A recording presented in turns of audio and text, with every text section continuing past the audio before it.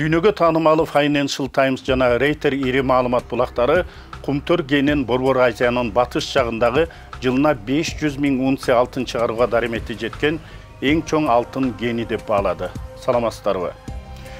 Чет өлкөлүк белгилүү маалымат булактарынын Кумтөр кенин иштетүү, ага ээлик кылуу маселесине кайрылганы өзгөчө мааниге ээ десем эч жаңылбайм. 30 жыл мурун Кыргыз элинин байлыгы болгон Кумтөр кенин мамлекет башчылары канадалык Камека компаниясына карматып салып, андан ошол эле Камеканын Centara Gold компаниясына өткөрүп берип, өлкөбүздүн экономикасына, жерибиздин табиятына чоң зыян келтиргени жашыруун эмес. Ичинен сызып, акыйкатсыздыкты көрүп, билип келген элибиз акыры Кумтөр алтын кенин өзүнө кайтарып алды. Бийликке келген жаңы жетекчилердин да өз элинен чыкканын, эл менен кошо айтылган кылымдын аферасына каршы туруп келгенин, Кумтөр боюнча жасаган чечкиндүү кадамдарынан, алгачкы кабыл алган жемиштүү чечимдеринен улам билсе болот. Бүгүнкү күндө Кумтөр боюнча болгон талаш-тартыштарга чет өлкөлүк маалымат каражаттары көңүлүн буруп, сөз кылып келгенинде чоң маани бар дегеним, бул ири маалымат булактарынын Кыргызстанда элдин талабы баш болуп, өлкө башчысынын чечими менен дүйнөлүк тажрыйбада болуп көрбөгөн окуя жүз көрсөткөнү бир жагынан таң калтыргандай сезилет. Экинчи жагынан батыш өлкөлөрүнүн серепчилеринин да, ишкерлеринин да ал нерсе тынчын алып жаткандай сыягы. Анын себебин түшүнсө оңой эле. Дүйнөдө ири эл аралык компанияларга өз жериндеги байлыктарын алдырып коюп, же андан өнүгүп кетпей, же кенеде пайда көрбөй жүргөн мамлекеттер чекеден чыкса керек. Ошол өлкөлөр Кыргызстандын Кумтөр боюнча жасаган кадамдарына теңелип, байлыктарын тоноп келген чет элдик ишкерлер менен түзүлгөн келишимдерди кайра башынан карап чыкпаса деген ойлор бизнесмендердин уйкусун бузуп жатканында шек жок. Тең укуктуу, тең пайдалуу кызматташуунун мезгили жетип келди. Ири компаниялардын өнүгүп келаткан мамлекеттердин келечегин ойлобой, андагы жер тоо байлыктарын тоноп, табиятын козгоп, гендерин казып гана пайда көрүп жүргөн убакыттар артта калды окшойт. Бизнесмендердин ушул сыяктуу жүрөк ооруткан санааларын чет элдик маалымат каражаттары жашыра албады көрүнөт. Кумтөр Gold компаниясынын тышкы башкаруу боюнча жетекчиси Бөлтүрүк мырза лондондук журналисттердин суроолоруна жооп берип жатып, Кыргызстан алтын кенин толук кандуу иштетип, ийгиликтүү жыйынтыктарга алып келгенин айтып жатып, Centara жагынан тоолуу өлкөнүн экологиялык тең салмактуулугуна, табиятынын тазалыгына келтирген зыяндарын да белгилеп өттү. Ошону менен бирге Кыргызстан бул талашты сотсуз бүтүрүп, эки жакты ынандырган чечимге келсе болорун да айтып берди. Кыргызстандын Кумтөр боюнча түзүлгөн кырдаалга байланыштуу сунуштары, демилгелери бир гана акыйкаттыкты өз ордуна кайтарууга багытталганын экинчи тарап кабыл алгысы келбейт. Себеби анда Centara өзүнүн каталарын, мөңгүлөрдүн тазалыгын булгап, табиятка оңой эмес зыян келтиргенин мойнуна алышы керек болот.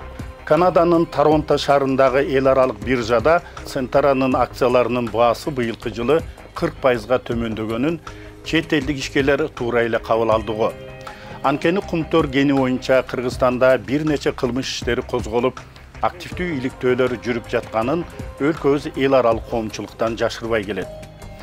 Ал кылмыш иштери боюнча жогорку бийлик өкүлдөрүнөн баштап, кенди иштетүүгө, ага тиешелүү мыйзамдарга өзгөртүүлөрдү киргизүүгө түздөн түз тиешеси болгон атка минерлер, депутаттар да шектүү болуп саналып келүүдө. Бул көп жылдан бери чуалып келген коррупциялык кылмыш иштеринин жемишин Centara көрүп, андан пайда таап келгенин да жашырган эмеспиз. А коррупциялык кылмыш кызыктар экинчи тарап болбосо, эч качан ишке ашпайт эмеспи? Демек пайдасын көрүп келген Centara'нын дарегине да коррупциялык кылмыштуулуктун көлөкөсү тийбей койбосо керек.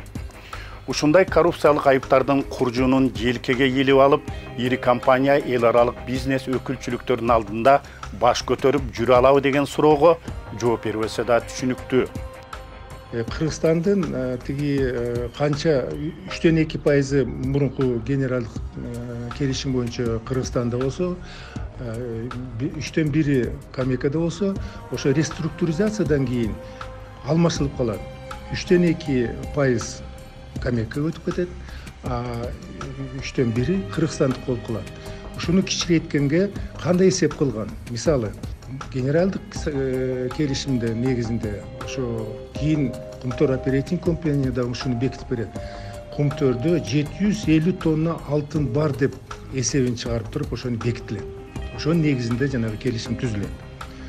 Ал эми эсепке келгенде прогнозный менен геологический запасы Кумтөрдө 180 гана тонна бар деп ошону негиз кылып эсепке алып туруп Кыргызстандын долясын кичирейтишкен.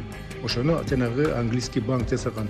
Эми ошону тилекке каршы көргөн өкмөт дагы көргөн, ошо кездеги мамлекетти башкарган адамдар да көргөн. Аны ошону жасап аткан тиги Камека да билген, Центера да билген. Ошентип алдоо жолу менен Кыргызстандын тиги долясын кичирейткенин эгерде билишсе, кандай жол менен ушу Центера эң чоң акциялар колуна тийип калган бичи болсо, Центерага аброй алып келбейт. Өзү мынакей 97-жылдан бери активдүү ошол Камека, андан кийин Центеранын түзүп, өзүлөрү каалагандай биздин экологияны талкалап, жырткычтык менен талкалап, андан кийин дагы коррупциялык схеманы атайын киргизип, биздин бийликти бөлүп жарып, анан өздөрү ошондой алтынга, акчага марып келгендиктеринин өзү буларды эл аралык аброй бербейт буларга. Ал эми тигил атактуу ошол массалык маалымат каражаттарын колдоп жазып атканы деле ошол Центран айланасындагы коррупциянын бир элементи, алардын колдоочулары катары гана кабыл алуубуз керек да. Президент Садыр Жапаров Кумтөр кени 100% Кыргызстанга кайтарылды. Кешелүү документтерге кол коюлушу гана калды. Алы сөзсүз болот деп баса белгиледи өлкө башчысы. Демек ал нерсе албетте болот. 30 жылдан бери өзүнүн жерине, байлыгына өзү ээ боло албай келген элибиз бүгүнкү күндө Кумтөр кенин өзүнө кайтарып алды. Мына акыйкаттык дагы, чындык дагы дал ушунда. Саламатта калыңыздар.